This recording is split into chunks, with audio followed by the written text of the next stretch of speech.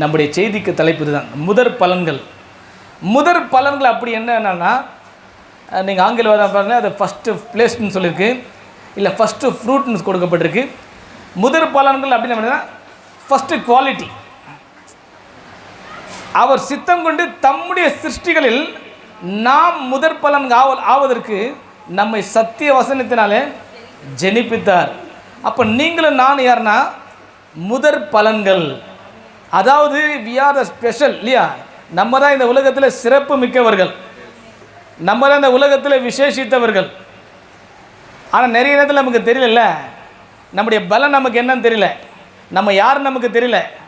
நம்ம இதை மறந்து விட்டதுனால தான் நம்ம இந்த உலகத்தில் ஏதோ ஒரு காரியத்தை நம்ம தேடி அலைந்து கொண்டு இருக்கிறோம். ஆனால் வேற நம்ம பார்த்து சொல்லுகிறது, நீங்கள் விசேஷித்தவர்கள், ஏனென்றால் உங்கள் தலையில் உள்ள மயிரெல்லாம் எண்ணப்பட்டிருக்கிறது.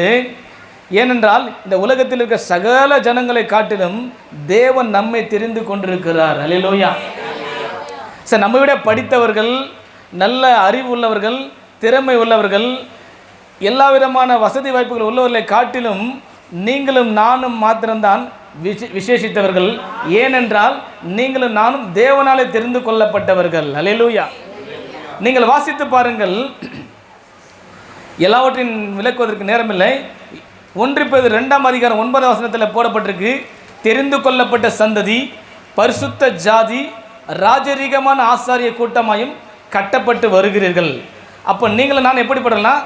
ராஜரீகமான ஆசாரிய கூட்டம். அதாவது நம்ம சொல்லுவோம் இல்லையா, ராயல். நீங்கள் பெரிய ராயல் ஃபேமிலியா? ஆமாம், நான் ராயல் ஃபேமிலி தான். அல்லேலூயா. ஏனென்றால் என் ஆண்டவர் அப்படியா தான் வைத்திருக்கிறார். அல்லேலூயா.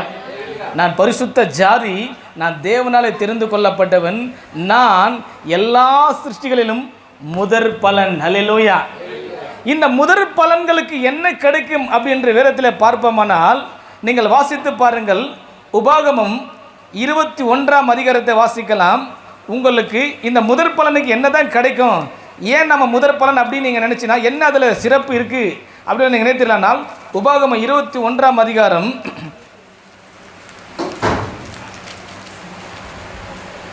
17 வாசிங்க. 16, 17. தகப்பன் தனக்கு உண்டான ஆஸ்தியை தன் பிள்ளைகளுக்கு பங்கிடும் நாளில் வெறுக்கப்பட்ட இடத்தில் பிறந்த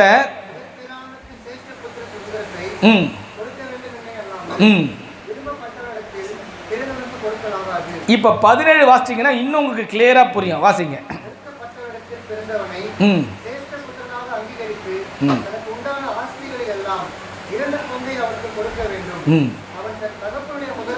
தகப்பனுடைய முதற் பலன்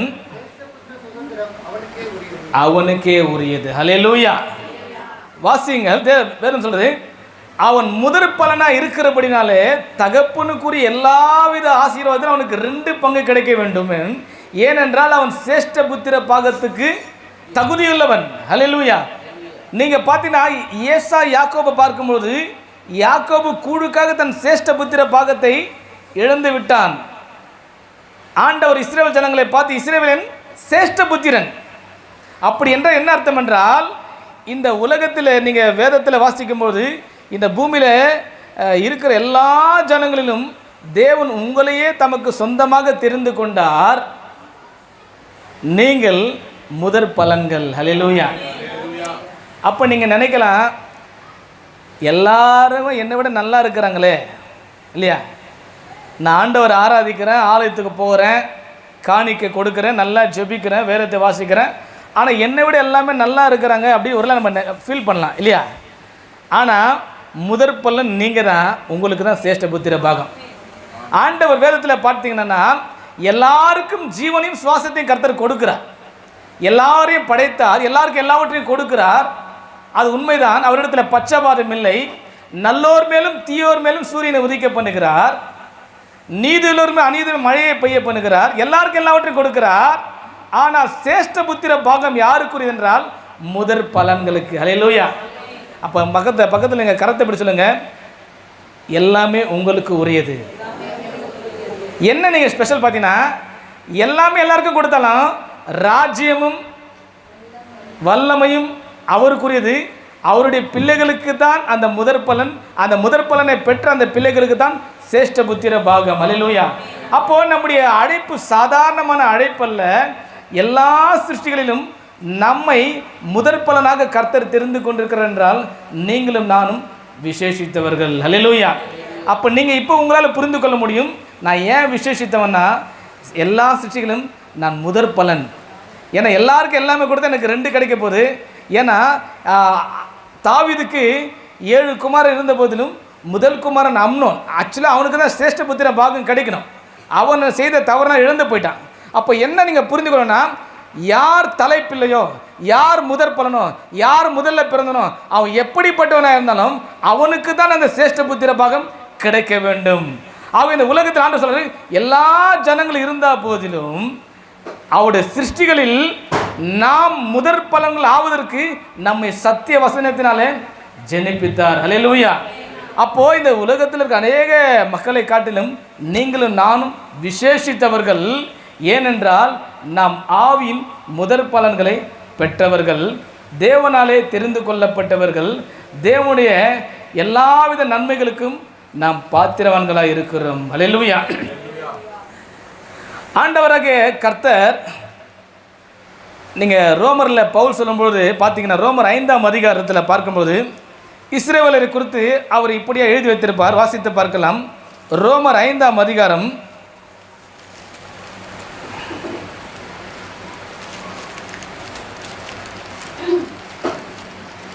மன்னிங்க, ரோமர் 9ஆம் அதிகாரம் 4ஆம் வசனத்தை வாசிங்க. 4-5 வாசிங்க.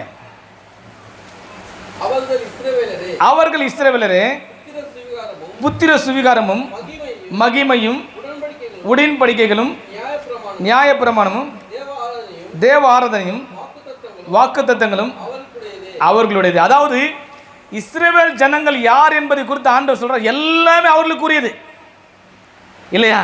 இந்த பூமியில் எல்லாரையும் காட்டிலும் இஸ்ரவேல் ஜனங்கள் ஆண்டவர் தெரிந்து கொண்டார்.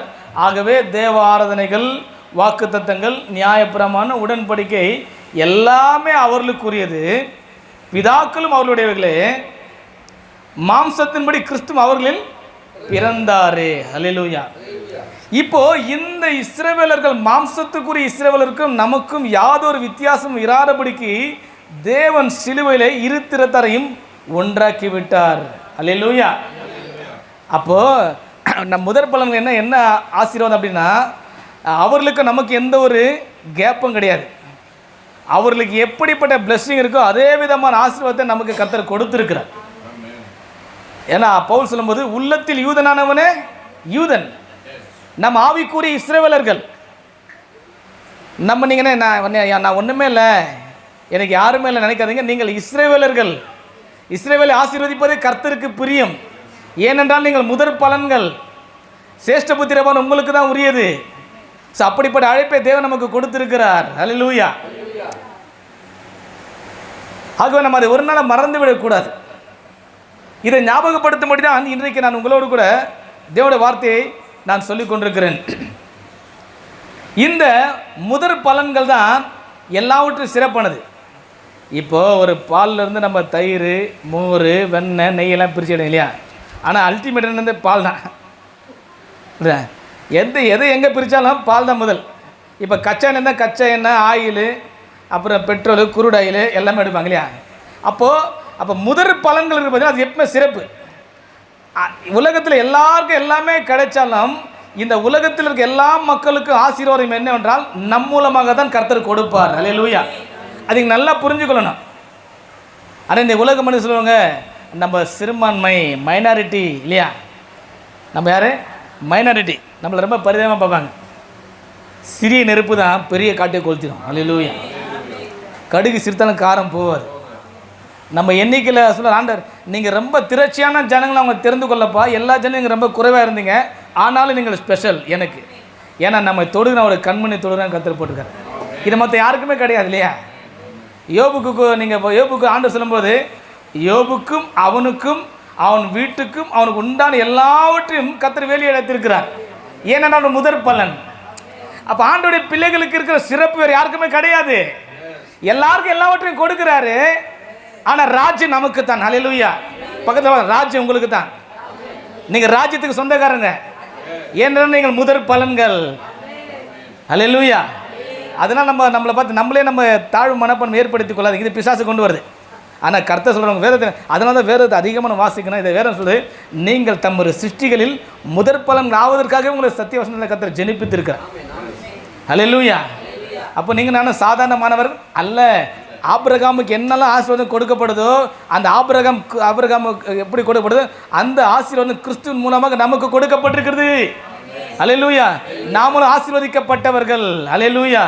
ஆகவே வேதம் சொல்லுகிறது, நீங்கள் ஆசீர்வாதத்திற்கென்று அழைக்கப்பட்டல் என்பதை அறிந்து ஆசீர்வதிங்கள். அப்போ இந்த உலகத்தில் கர்த்தர் நம்ம வைத்திருக்கிறார்.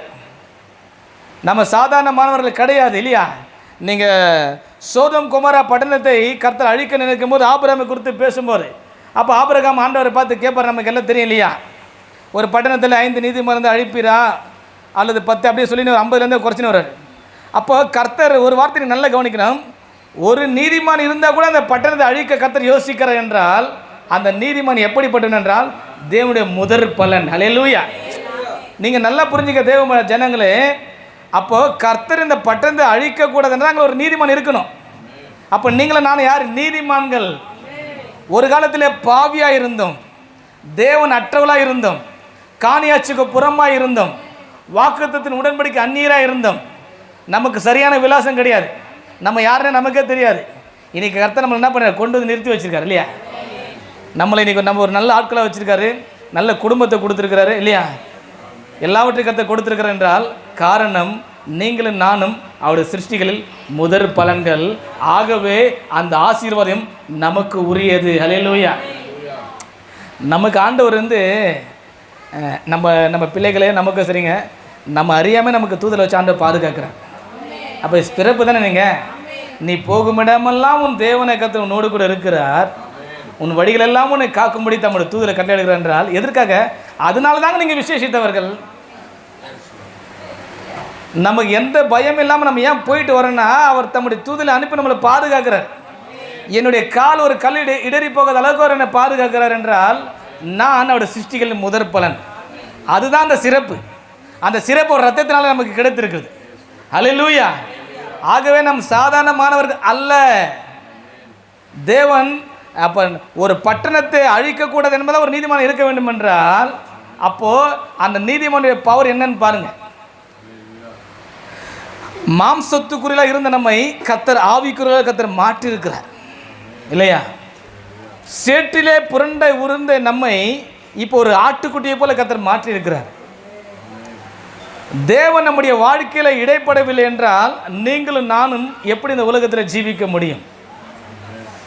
அப்போ தேவனுடைய அனாதி தீர்மானம், அவருடைய திட்டம், அவருடைய அழைப்பு ஒரு நாளும் மாறாதது. ஆகவே இங்கு உட்கார்ந்திருக்கிற நாம் ஒரு சிலராக இருந்தாலும் நாம் சிறப்புள்ளவர்கள். நம்மளே நம்ம சொல்லிக்கலாம் இல்லையா? நம்மளை பார்த்து மற்ற எங்கே சொல்ல மாட்டாங்க. நம்மளே சில பேர் அதான் சொல்கிறேன். ஏன் தெரியும் உங்களுக்கு ஞாபகப்படுத்த, நீங்களே மறந்துட்டீங்க. ஆனால் ஏன் உங்களை மறுபடியும் ஆண்டவர் ஞாபகப்படுத்த விரும்புகிறார். நீங்கள் இதை வசனத்தில் வீட்டில் போய் பாருங்கள். அப்போ முதற் பலன்னா நான் விசேஷித்தவன். என் தலையில் இருக்க முடியெல்லாம் கர்த்தர் எண்ணி வச்சுருக்காரு. அதெல்லாம் நம்மளால் கிரகிக்க முடியாது. எப்படி என்ன முடியும்? அதில் யோசிக்க கூட முடியாது இல்லையா?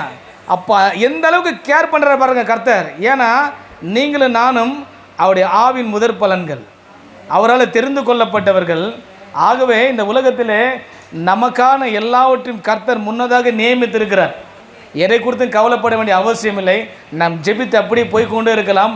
எல்லாவற்றையும் கர்த்தர் அதினதின் காலத்திலே நேர்த்தியாய் கர்த்தர் செய்வார். அல்லேலூயா. தேவன் நம்மை தெரிந்து கொண்டிருக்கிறார். அல்லேலூயா. கரங்களை திரு கர்த்தர் நாமத்தை மகிமைப்படுத்துங்க. நானாக போய் ஆண்டவரை போய் தேடினேன். நான் அந்த சபைக்கு வந்தேன்.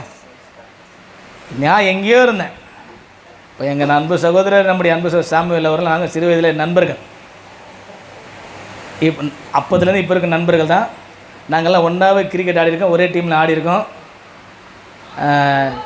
அவர் எனக்கு ஆவிக்குரிய நண்பர், சகோதரர். எங்கள் வீட்டில் அவர் இருப்பார். எப்பயுமே நாங்கள் சந்தோஷமாக இருப்போம். இன்றைக்கி கர்த்தர் அவர் என்ன பண்ண ஒரு பெரிய ஊழியக்காரர் கர்த்தர் மாற்றிருக்கிறார்.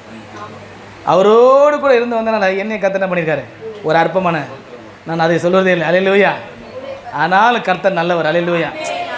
தேவனுக்கு தெரியும் யார் எப்போ எங்கே இருக்குன்னு அவருக்கு தெரியும். அவர் எல்லாவற்றையும் அது நேர்த்தியாக செய்வார். ஆண்டவர் மற்றவங்களை முன்குறிச்சுதான் நினச்சிங்க. நீங்கள் உலகத்தில் எந்த மூலைக்கு போனாலும் உங்களை கர்த்தர் தட்டித்தின்னு வந்துடுவார். அல்லேலூயா. அவர் சாதாரணமானவர் அல்ல. அவர் சாதாரணமானவர் அல்ல. எப்படியோ அப்படி அவருடைய பிள்ளைகளாக நீங்களும் நானும் சாதாரணமானவர்கள் அல்ல. அல்லேலூயா. அதனால தான் நாம் விசேஷித்தவர்கள். எவ்வளோ ஜனங்க இந்த உலகத்தில் இருக்கிறாங்க இல்லையா? எவ்வளோ பேருக்கு சுவிசேஷம் அறிவிக்கப்படுது. எவ்வளோ பேர் இந்த கிரவுண்டில் மீட்டிங் வந்தாங்க. எத்தனை பேர் ஆண்டவர் ஏற்றுக்கொண்டாங்க. அந்த நேரத்தில் தெரியல. ஒரு காலத்தில் ரட்சிக்கப்படுவாங்க, அது ஒரு விசுவாசம். ஆனால் இன்றைக்கு நம்மளுக்கு தெரிஞ்சிருக்கிறார் இல்லையா? இதுதான் முதற் பலன்கள். ஏன்னா பவுல் சொல்லும்போது எனக்கு முன்னாடி கிறிஸ்தவன் ஆனாங்களே, நீங்கள் அப்போ சொல்ல பார்க்க எனக்கு முன்பாக கிறிஸ்துவுக்குள்ளான ஸ்தேவான் வீடு நிறைய பேர் சொல்லுவார். அப்போது அவர்களுக்கெல்லாம் முன்பதாக தேவன் நம்ம தெரிந்து கொண்டிருக்கிறார் இல்லையா? ஒரு ரட்சிக்கப்பட்டு 10 வருஷம் இருக்கலாம், 15 வருஷம், 20 வருஷம் இருக்கலாம். ஆனால் தேவன் தம்முடைய சிருஷ்டிகள் முதற் பலன் ஆவதற்கு 20 வருடத்துக்கு முன்பதாக நம்ம தெரிந்து கொண்டிருக்கிறார். 10 வருடத்துக்கு முன்பாக நம்ம தெரிந்து கொண்டு நம்ம ரட்சித்து இன்றைக்கு அவருடைய ஆலயத்தில் அவருடைய வார்த்தை கேட்கும்படி தேவன் அனுக்கிரகம் பண்ணியிருக்கிறார். அல்லேலூயா. ஆகவே நீங்களும் நானும் சாதாரணமானவர்கள் அல்ல. பிலேயாம் இஸ்ரவேல் ஜனங்களை சபிக்கும்படி பாலாக் ஏவின போது அவன் இஸ்ரவேல் ஜனங்களை போய் பார்ப்பான். அந்த ஜனம் எந்த ஜாதியோடு கலவாமல் தனித்து வாசமாக இருக்கும். அல்லேலூயா. பிரித்தெடுக்கப்பட்டவர்கள். நீங்களும் நான் யாரு? பிரித்தெடுக்கப்பட்டவர்கள். உலகத்தோடு ஒத்து போகக்கூடாது. அல்லேலூயா. எரேமியாவில் சொல்லும்போது புறஜாதியின் மார்க்கத்தை கற்றுக்கொள்ளாதிருங்கள், ஏனென்றால் நீங்கள் விசேஷித்தவர்கள். இன்றைக்கி ஆண்டவர் இந்த உலகத்துக்கு நம்ம வெளிச்சமாக வச்சுருக்காரு, பூமிக்கு உப்பாக வச்சுருக்காரு. எல்லாமே ஏன் அடிப்படை பார்த்தோன்னா நம் முதற் பலன்கள். அந்த முதற் பலன்கள் இருக்கிறதுனால தான் தேவன் இப்படிப்பட்ட காரணம் நம்ம கொடுத்துருக்காரு. இந்த பூமிக்கு நீதாம்ப உப்பு, இந்த உலகத்துக்கு நீதான் வெளிச்சம். ஆனால் இன்றைக்கு எப்படி மாறுதுன்னா, நீங்கள் வாசித்து பாருங்கள். பவுல் ஒரு காரியத்தை குறித்து வேதாகமத்தில் சொல்லுகிறார்.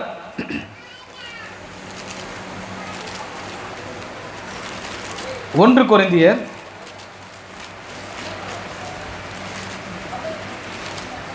6ஆம் அதிகாரம் 1வது வசனத்தை வாசிக்கலாம். அதாவது திருச்சபையில் இருக்கிற அந்த ரட்சிக்கப்பட்ட அந்த மனிதனுக்கு பவுல் எழுதுகிறார், உங்களில் ஒருவனுக்கு வேறொருவரோடு வழக்கு உண்டானால் வழக்காடும்படி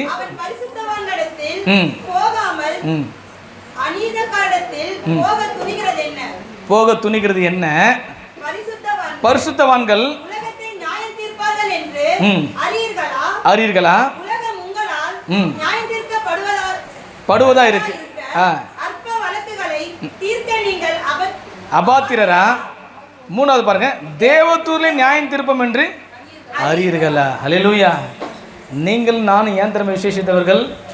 தேவ தூதர்களின் நியாயம் தீர்க்கக்கூடிய அளவுக்கு ஒரு சிறப்பு அழைப்பை கர்த்தர் நமக்கு கொடுத்திருக்கிறார். பரிசுத்தவான்கள் உலகத்தை என்ன பண்ணுவாங்க? நியாயம் தீர்ப்பார்கள். இப்படிப்பட்ட ஒரு மகிமை கர்த்தர் கொடுத்திருக்கிறாரு. நம்ம என்னடனா நம்ம வாழ்க்கையில் இருக்கிற பிரச்சனைக்கு நம்ம எங்கே போகிறோன்னா தேவன் அறியாத மக்களிடத்தில் நம்ம போய் கொண்டிருக்கிறோம் இல்லையா? பவுல் சார், நீங்கன்னா அந்தளவுக்கு அவங்களுக்கு ஒருத்தர் கூட குவாலிஃபைடு இல்லையா? உங்கள்கிட்ட ஒரு பிரச்சனை நீங்களே தீர்க்க முடியலையா? நீங்கள் எங்கே மற்றவங்கிட்ட போகிறீங்க? நீங்கள் முதற் பலங்களாச்சே, வெளிச்சத்துக்கிட்ட தான் இருள் வரணுமே. நீங்கள் எப்படி அவங்களை தேடி போவீங்க?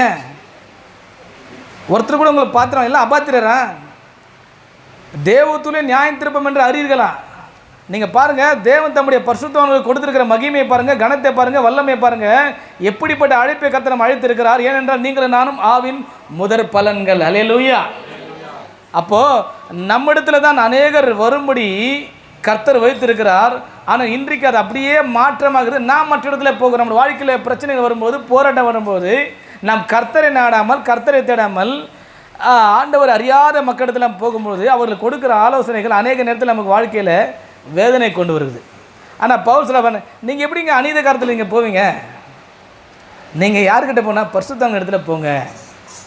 ஏன்னா ஒரு பாரத்தை ஒரு சுமந்து கிறிஸ்துவின் பிரமாணத்தை நிறைவேற்றுங்கள். ஏனென்றால் தேவன் நமக்குன்னு ஒரு இடத்த வச்சுருக்கார். அல்லேலூயா. அந்த ஸ்தானத்தை மறந்துடாதீங்க. அல்லேலூயா. பக்கத்தில் பசங்க அந்த ஸ்தானத்தை மறந்துடாதீங்க. அடிக்கடி சொல்லி நீங்கள் முதற் பலன்கள், உன் ஒளி நிலத்திற்கு ராஜாக்கள். அல்லேலூயா. ஏசாயா 60:3 வாசிச்சு பாருங்க.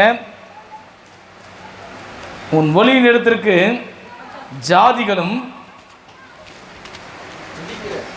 உதிக்கிற உன் ஒளி இடத்திற்கு ராஜாக்களும் கடந்து வருவார்கள்.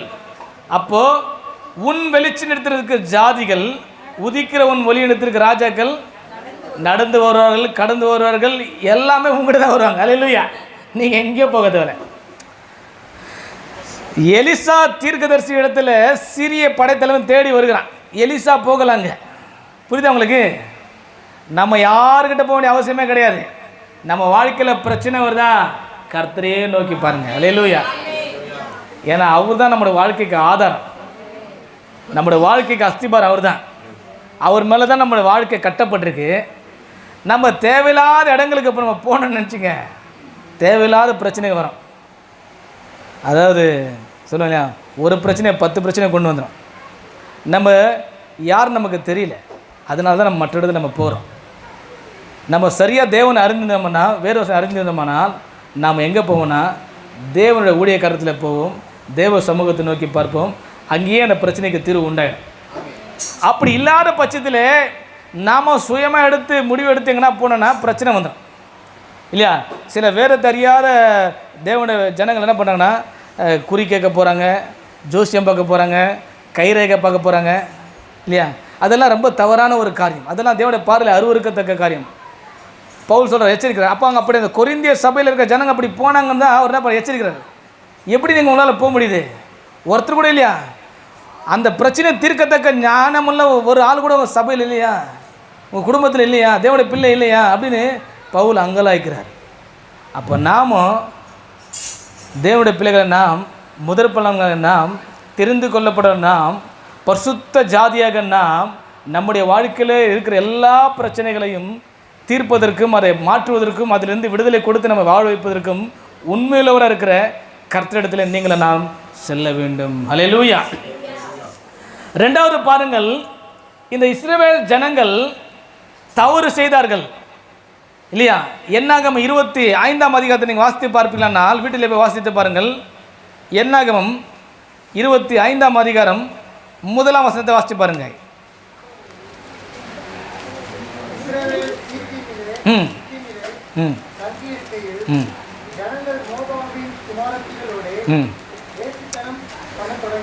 போதும். ஹல்லேலூயா. ஆண்டவர் நல்ல கருங்க. நான் இதை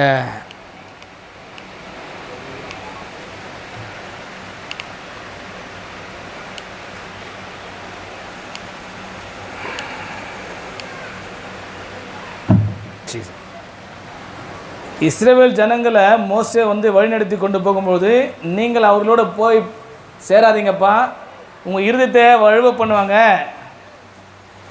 உங்களை பாவம் செய்ய தூண்டுவாங்க, இதெல்லாம் சொல்லி முன்பதாக எச்சரித்த போதிலும் இங்கே இஸ்ரவேல் ஜனங்கள் தவறுகிறார்கள். இதற்கு காரணம் யார் என்றால் பிலேயாம் இல்லையா? அவர் செய்த தவறு நிமித்தம் கர்த்தர் அவர்கள் என்ன பண்ணுறாரு, அடிக்கிறாருங்க. அங்கே பெரிய ஒரு காரியம் நடந்திருக்கு இல்லையா? கிட்டத்தட்ட 23,000 பேர் என்ன பண்ணாங்க, விழுந்தார்கள் போட்டிருக்கு. அப்போ தேவனுடைய பிள்ளைகளாக நாம் நம்முடைய வாழ்க்கையில் நாம் சரியான இடத்துக்கு போக வேண்டும். தேவையில்லாத இடங்களை போய் நாம் சிக்கிக்கொள்ளக்கூடாது.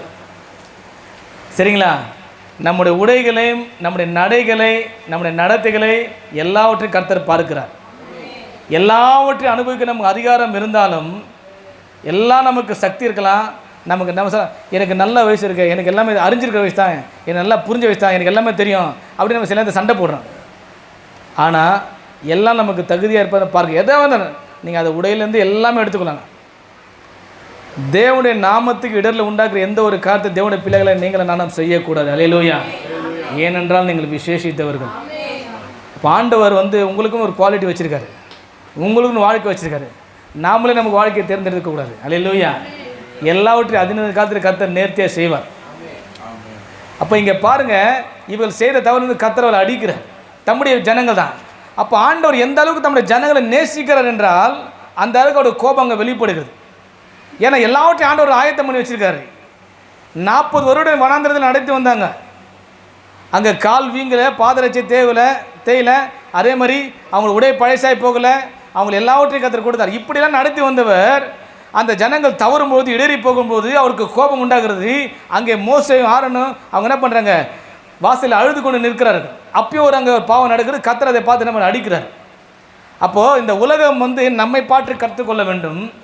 இன்றைக்கு உலகத்தை பார்த்து நாம் கற்றுக்கொள்ளுகிற அளவுக்கு நம்முடைய வாழ்க்கையின் தரம் கொஞ்சம் தாழ்ந்து விட்டது என்று நான் உங்களுக்கு சொல்லுகிறேன். அல்லேலூயா. தேவனுடைய பிள்ளைகள் விசேஷித்தவர்கள். அல்லேலூயா. ஏன்னா உன் ஒளியிடத்துக்கு தான் ஜாதிகள் புறப்பட்டு வருவாங்க. நம்மை பார்த்து இந்த உலகம் கற்றுக்கொள்ள வேண்டும். இந்த உலகத்தை பார்த்து நம்ம ஒன்றுமே கற்றுக்கொள்ளக்கூடாது. உலகத்திலும் உள்ளவர்களிலும் அன்பு கூறவே கூடாது. எல்லா மனிதர்களும் நாம் நேசிக்க வேண்டும். ஆனால் உலகத்தின் மார்க்கத்திற்கு எப்போது நம்ம விலகி இருக்க வேண்டும். அதுதான் வேதம் நம்மை வலியுறுத்துகிறது. அல்லேலூயா. ஏன் தெரியுமா? ஏன்னா தேவன் நம்ம அழைத்த அழைப்பு அப்படிப்பட்ட அழைப்பு. ஏன்னா நீங்களும் நானும் சேஷ்ட புத்திர பாகத்திற்கு உரிமைக்காரர்கள், சுதந்திரவாளிகள். ஏன்னா முதற் பலன்கள். சரியா? அந்த ஃபஸ்ட்டு குவாலிட்டி நம்ம.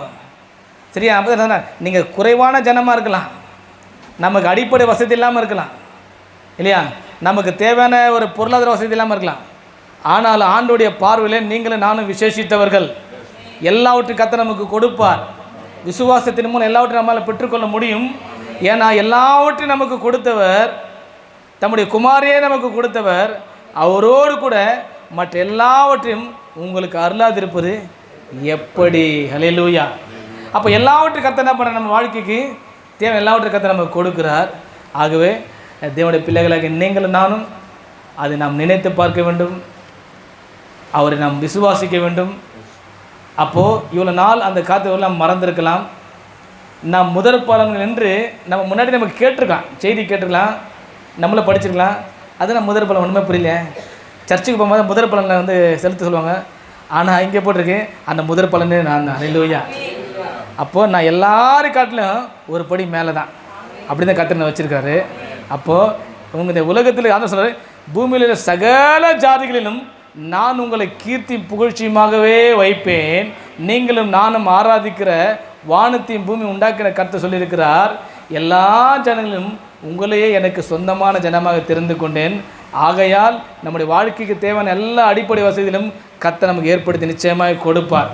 நம்முடைய ஆவிக்குரிய பலனை கர்த்தர் கொடுப்பார், சரீரத்திலே பலன் கொடுப்பார். நம்முடைய தேவைகள் சந்திக்கப்படும், நம்முடைய ஜெபங்களுக்கு பதில் வரும். நம்ம எந்த காரியத்துக்கெல்லாம் பல வருடமாக ஜெபித்து கொண்டிருந்தோமோ, பல மாதங்களாக ஜெபித்து கொண்டிருந்தோமோ, பல நாட்களாக ஜெபித்து கொண்டிருந்தோமோ, எல்லா ஜெபத்திற்குமான பதிலை கர்த்தர் வரும் நாட்களில் கர்த்தர் கொடுக்க போகிறார். ஏனென்றால் நீங்களும் நானும் விசேஷித்தவர்கள். நீதிமானுடைய ஜெபத்தை ஒருபோது அவர் அல்ல தட்ட மாட்டார். அந்த ஜெபத்துக்கு சீக்கிரமாகவே கர்த்தர் பதில் கொடுப்பார். அல்லேலூயா. கண்கள் மூடி கர்த்தரை நோக்கி பார்க்கலாம்.